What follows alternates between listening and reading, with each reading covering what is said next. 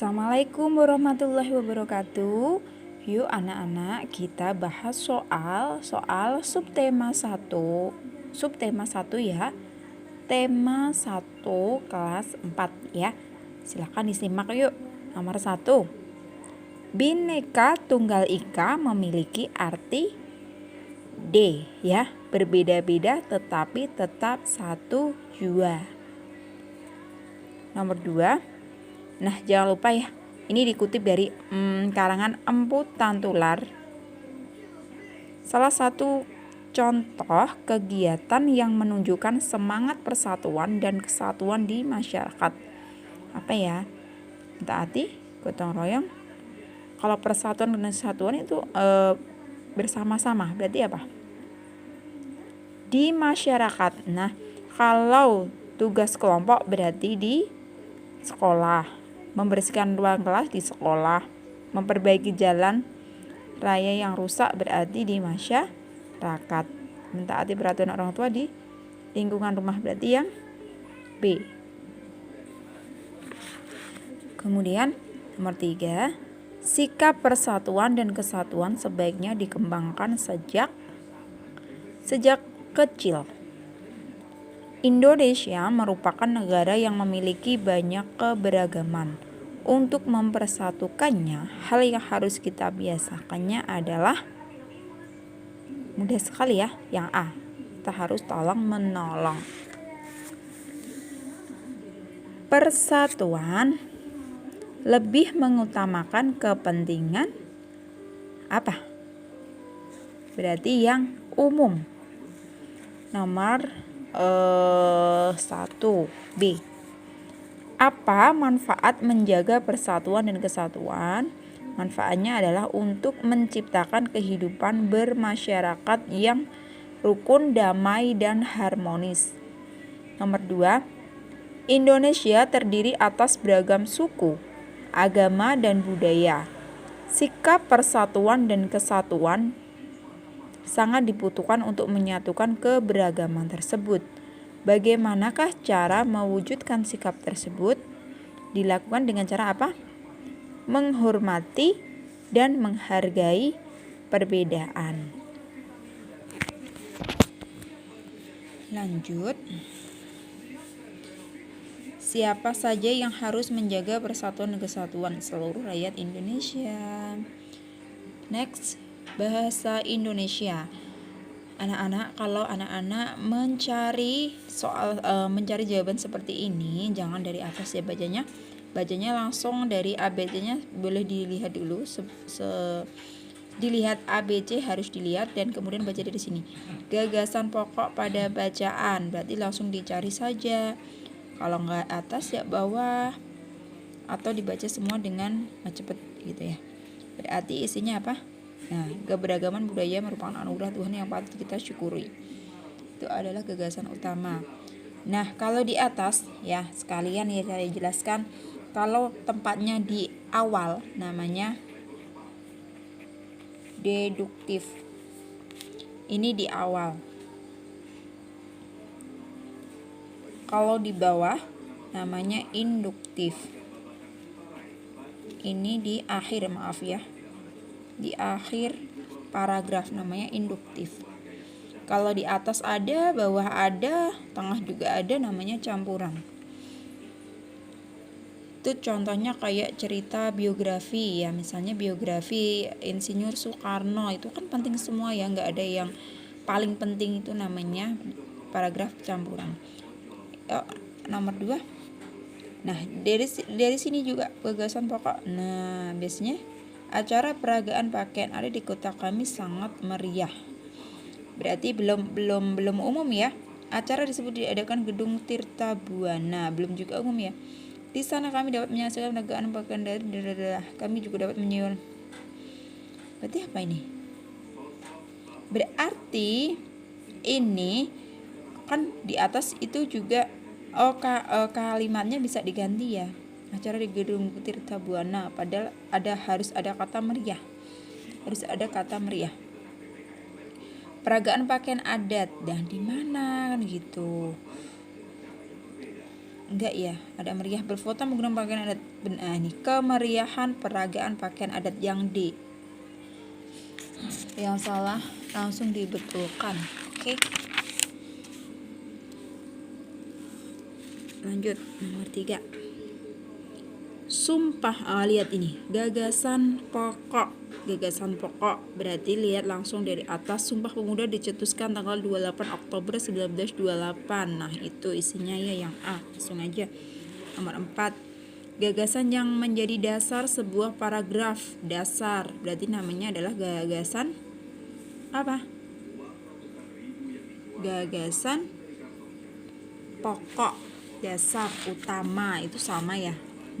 Kalau gagasan pendukung itu gagasan atau kalimat penjelas. Nah, nggak ada yang gagasan tambahan tuh nggak ada. Terus nomor 5 yuk.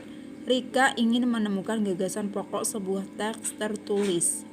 Langkah pertama yang perlu dilakukan Rika adalah ya tentunya ya membaca, ya kan? Tidak menulis atau mengetahui ataupun menuliskan. Yang pertama kali anak-anak harus membaca dulu.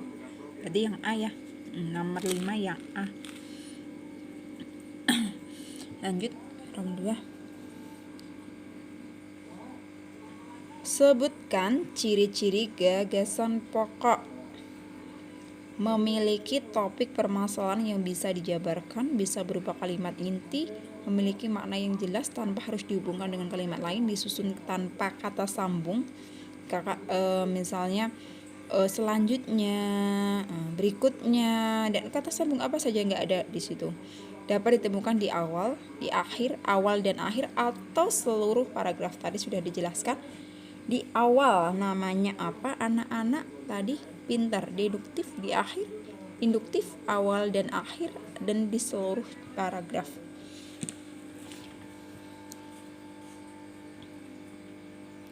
Kemudian nomor 2, di mana letak gagasan pokok dalam suatu paragraf? Iya, sama, diulang-ulang lagi ya, di bagian awal atau deduktif, akhir atau induktif, awal dan akhir. Gitu ya. Nomor 3, jelaskan perbedaan antara gagasan pokok dan gagasan pendukung. Gagasan pokok itu adalah inti sebuah pembahasan atau ide pokok ya dalam suatu paragraf. Adapun gagasan pendukung merupakan penjelas atau kalimat penjelas atau uraian informasi dari gagasan pokok. Di sini ada. Nomor 4, ini kamu disuruh baca, ini disuruh ngapain ya? Langsung ke sini. Oh, di sini disuruh melihat mencari gagasan pokok ya. Kita kembali lagi. Nah, Indonesia kaya akan tarian daerah ya. Nah, itu nggak ada kata penghubungnya, nggak ada. Itu kitanya sudah umum, berarti itu adalah iya. Ide pokoknya, kalimat utama atau gagasan pokoknya adalah ini. Di awal namanya apa? Mencari di awal. Deduktif. Nomor 5, tuliskan gagasan pokok bacaan di atas. Nah, kita baca sekilas ya. Masing-masing suku. Nah, itu kayaknya ada bukan kalimat utama. Itu kalimat baca dulu yuk. Kebudayaan dikembangkan di daerah dinamakan kebudayaan daerah. Kebudayaan daerah misalnya tarian, lagu tradisional, alat musik, rumah adat. Keberagaman kebudayaan daerah di Indonesia perlu dilestarikan. Jadi ini di atas ya, tapi jangan masing-masing suku bangsa. Tetapi diringkas, kalimatnya panjang sekali itu diringkas. Diringkas langsung dapatnya seperti ini. Suku bangsa di Indonesia memiliki budaya yang berbeda. Lanjut. IPA yuk. Bunyi dapat merambat melalui benda gas berupa apa? Kalau air itu ya langsung saya jelaskan sekalian. Jadi wujud benda ya, nggak apa-apa ya. Wujud benda itu ada 3. Wujud benda ada 3. Ada padat, cair, dan gas. Nah, ini contohnya kalau padat mah mudah sekali ya. Ada kayu, kursi, meja. Ada bentuknya gitu loh. Kalau cair mah banyak juga es seperti itu yang mencair. Kalau gas mah ya udara. Berarti air ini adalah cair, benang ini padat, udara gas, kaleng juga padat. Berarti otomatis kalau gas berarti ya udara, C.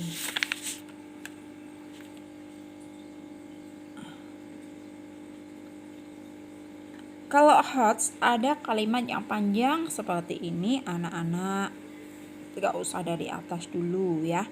Caranya langsung lihat kalimat perintahnya. Hal yang dapat disimpulkan, berarti anak-anak disuruh menyimpulkan.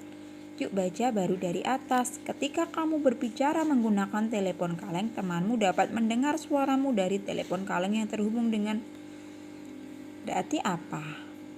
Bunyi dapat merambat melalui benda padat, begitu?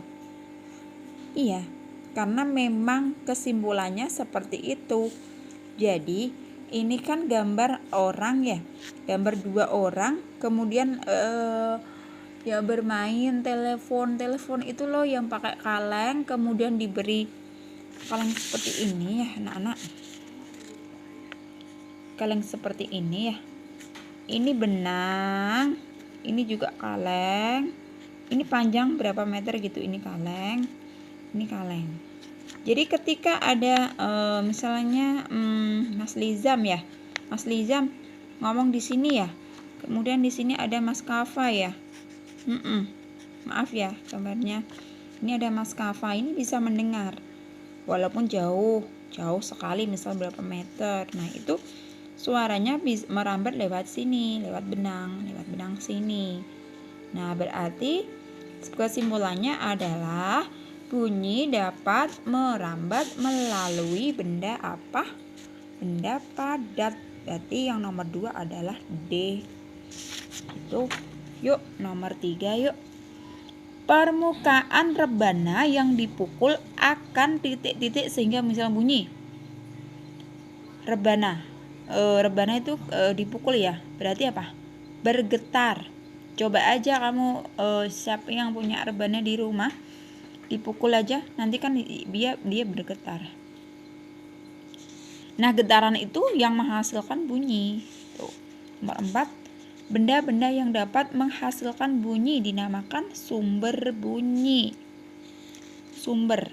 Kayaknya kemarin di video pembelajaran yang pertama kali itu kayaknya sudah ada ya. Dan ini ada di soal. Yang nomor 5 adalah kecapi dimainkan dengan cara dipetik sehingga menimbulkan getaran pada dawai. Kalau dipetik dawai itu kayak gimana ya? Dawai itu kayak itu loh, anak-anak gitar. Seperti ini. Nah ini kan dipetik, ini namanya dawai ya. Kemudian yang B, bagaimana sifat bunyi? Sifat bunyi yaitu merambat melalui perantara benda padat, cair, dan udara. Bunyi tidak dapat merambat di ruang yang hampa udara karena tidak ada udara sebagai media untuk merambatnya bunyi. Sebutkan faktor yang mempengaruhi besar kecilnya bunyi. Jadi misalnya anak-anak ini menyanyi. Bagaimana sih cara terdengarnya? Ya pertama jarak sumber bunyi dengan penerima itu ya, kalau dekat berarti suaranya keras, kalau jauh suaranya pelan ya. Kemudian yang B, kuat atau lemahnya getaran yang dihasilkan. Jawone banter opo orane. Misal menyanyi, misal sama-sama menyanyi, orangnya sama, yang nomor 1 itu misal jaraknya nomor 2 ini karena kuat dan atau lemahnya. Yang C adalah energi yang dibutuhkan untuk menggerakkan benda. Yang keempat adalah jenis benda yang mengalami getaran. Rebab merupakan salah satu alat musik tradisional Indonesia. Rebab terdiri dari beberapa dawai. Dawai-dawai pada rebab dapat mengeluarkan bunyi ketika digesek. Mengapa? Karena dawai pada rebab dapat menghasilkan bunyi karena digesek. Setelah digesek, dia akan bergetar. Nah, getarannya itu menghasilkan bunyi. Jelas ya? Lanjut, bagaimana peran benda gas dalam perambatan bunyi? Gas berarti udara ya. Ketika suatu benda bergetar, udara pun juga akan bergetar. Jadi kalau nggak ada getaran, ya nggak akan terdengar.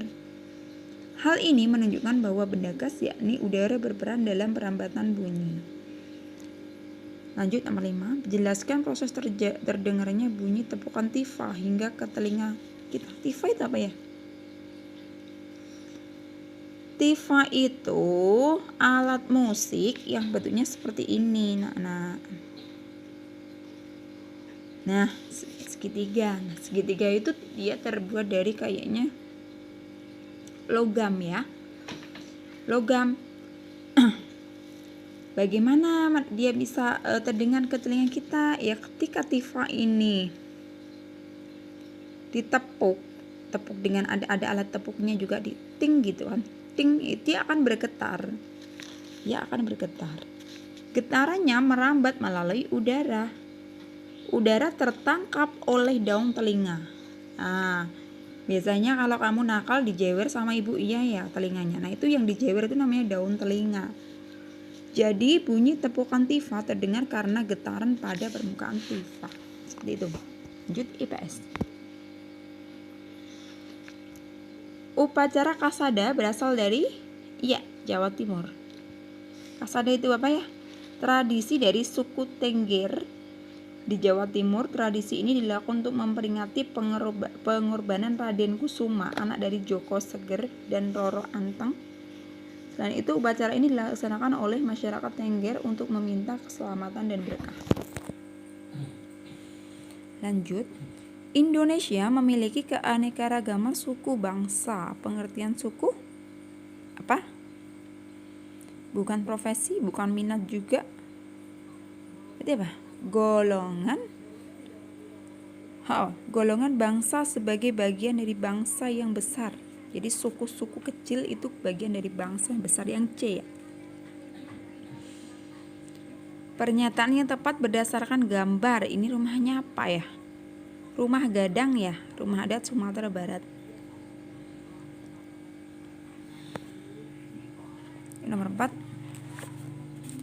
Kendang, gong, bonang, alat musik tradisional dari suku Jawa. Di sini ada. Kita kan orang Jawa ya. Berikut merupakan makanan khas suku Minang. Papeda, bukan ya? Bukan. Rendang, ya, yang B. Yang 1, sebutkan bentuk budaya biasa terdapat di tiap suku bangsa. Apa saja? Budaya apa saja? Bahasa, sistem kemasyarakatan, beda-beda ya. Rumah adatnya juga beda. Upacara adatnya, orang sini dengan orang sana beda. Pakaian adatnya berbeda-beda, namanya juga beda. Senjata tradisional, keseniannya juga berbeda-beda. Fungsi senjata tradisional pada masa sekarang berbeda jika dibandingkan dengan masa lampau. Bagaimana menurut pendapatmu bagaimana perbedaannya? Pada zaman dahulu senjata tradisional dipakai untuk berperang. Ini senjata tradisional lebih banyak digunakan untuk melengkapi pakaian adat. Bener nggak? Kayak keris. Keris kalau zaman dulu itu dipakai untuk perang. Kalau sekarang nggak akan dipakai lagi untuk perang, untuk menusuk orang nggak boleh. Dipakai untuk apa? Perbedaannya adalah dipakai untuk ketika ada manten ya, pakai adat Jawa itu ada pakai keris kan, seperti itu. Sebutkan 5 bahasa di Indonesia. Banyak sekali. Ini 5 saja. Bahasa Jawa seperti kita ya, bahasa Sunda, Jawa Barat, bahasa Bugis, bahasa Batak, bahasa Minang. Tulis contoh tarian yang berasal dari daerah Jawa Tengah ada tari gambyong, Bali kecak pendet juga ada di Bali ya. Maluku tari cakalele, di Aceh tari saman, bungong jumpa juga ada. Nanti anak-anak harus bisa tari bungong jumpa ya. Kelima, sebutkan contoh sikap menghargai keberagaman. Menonton pertunjukan seni dari daerah lain, menghargai kepercayaan orang lain, menghormati perbedaan. Biar apa anak-anak? Biar tidak terjadi perpecahan. Jadi harus dihargai, dihormati. Jangan kalau beda ya, enggak temanku. Bukan ya. Jadi harus rukun semuanya. Lanjut SPDP. Tari merak adalah salah satu dari tari tradisional yang berasal dari Ayo, tari merak dari mana?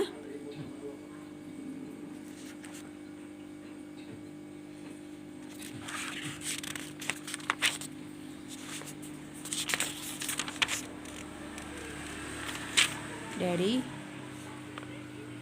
Jawa Barat ya.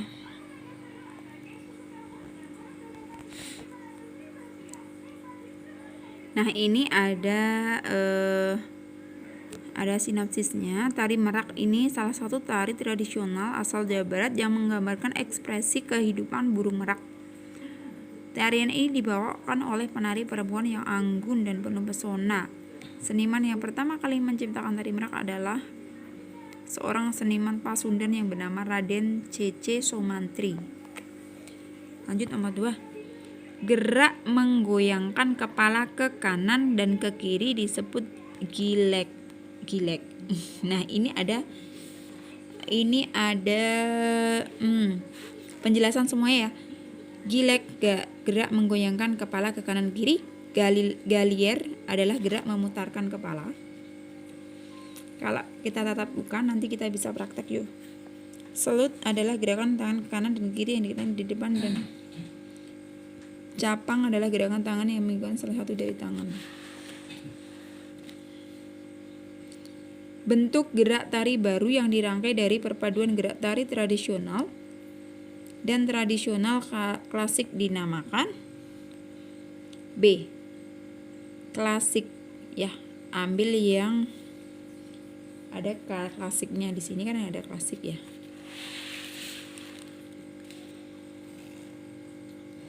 Gerak gabungan kepala, tangan, dan kaki dalam tari merak disebut mincit ya. Lanjut. Eli memeragakan gerakan duduk deku.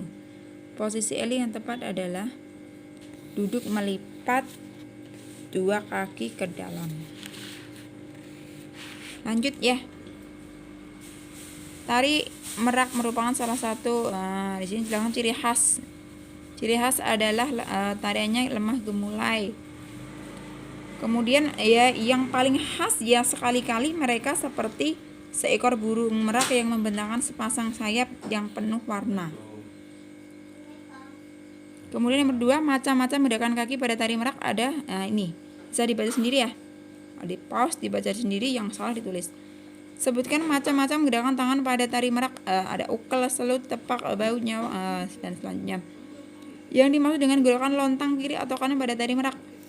Lontang kanan kiri gerakan tangan kiri yang menggunakan dua tangan dan digerakkan saling bergantian. Silahkan anak-anak ditulis yang salah ya, harus dibenarkan ya. Karena minggu depan hari Sabtu ya, ini nanti akan ada ulangan. Anak-anak tidak bisa melihat bukunya. Ulangan berasal dari ini. Yang soal-soal yang sudah saya bahas tadi, tolong dihafalkan, bisa ditanya jawab dengan orang tua. Kemudian hari Sabtu nanti saya beri soal lisan. Buku harus ditutup, benar-benar anak belajar atau tidak itu nanti terlihat dari nilainya. Sekian, Assalamualaikum warahmatullahi wabarakatuh. Selamat belajar.